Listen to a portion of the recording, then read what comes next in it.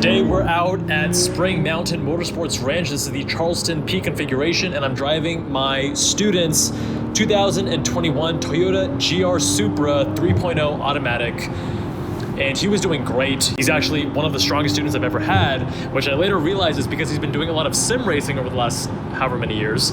So he picked up things quite quickly, but it was hard for me to get him to nail the line in certain areas. He was quite an advanced student. Normally, I'm not focusing on the line if it's someone's first track day or second track day. I believe this was his second, but he was doing great. So I said, hey, let me show you the line.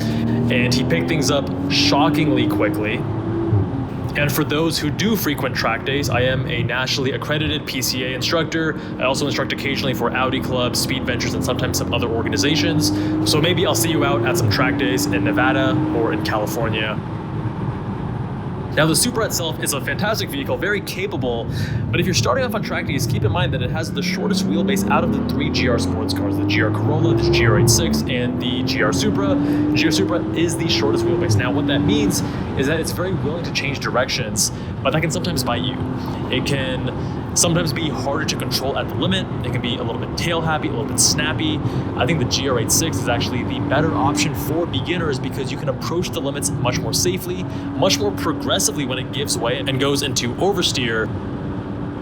Whereas this is a little bit more of an advanced car, I would say. Also, because it's so much faster and heavier, that also adds to the complexity. The GR86 is substantially lighter, also not nearly as powerful, longer wheelbase, and it also has great inputs. You can do automatic or manual in either car now. The GR Supra, I believe since 2023, if I'm not mistaken, has offered a manual transmission. But the automatic with the ZF 8-speed tuned with the B58 BMW engine really has no faults as a torque converter transmission. With the windows down and on track, it does actually feel a bit quiet in the car, especially getting out of the 991.2 GT3 that had 3 bypasses in the exhaust. So it's essentially straight pipe in terms of volume and noise.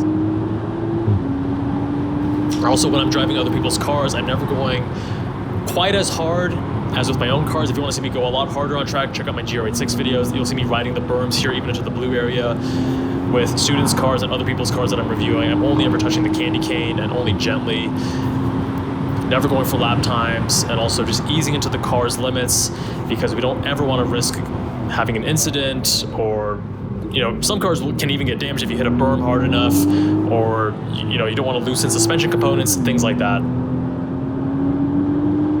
So for those that want to see harder driving, see my GR86 or FRS videos on the channel. We do have a playlist for that. The Supra also isn't quite as communicative, I would say, as the GR86. The GR86 chassis and the steering tells you more than the Supra. And that's another reason why I think it's better suited for beginners. But the GR Supra, price to performance, is very good value. Is it Camaro SS1 LE value? No. But when you compare it to something like the Porsche Cayman, which is what the Toyota engineers were benchmarking into when designing the car, then the performance is very, very impressive for the money. Now, at this track day, it was over 100 degrees Fahrenheit in the afternoon, which made it very challenging to keep the cameras at temp and the cars at temp. So camera is going to overheat here. But my friends, if you want to see more track footage, subscribe. And if you want your car reviewed, visit us on jabalandcars.com. Fill out the form on the homepage, and I'll see you there. Much love.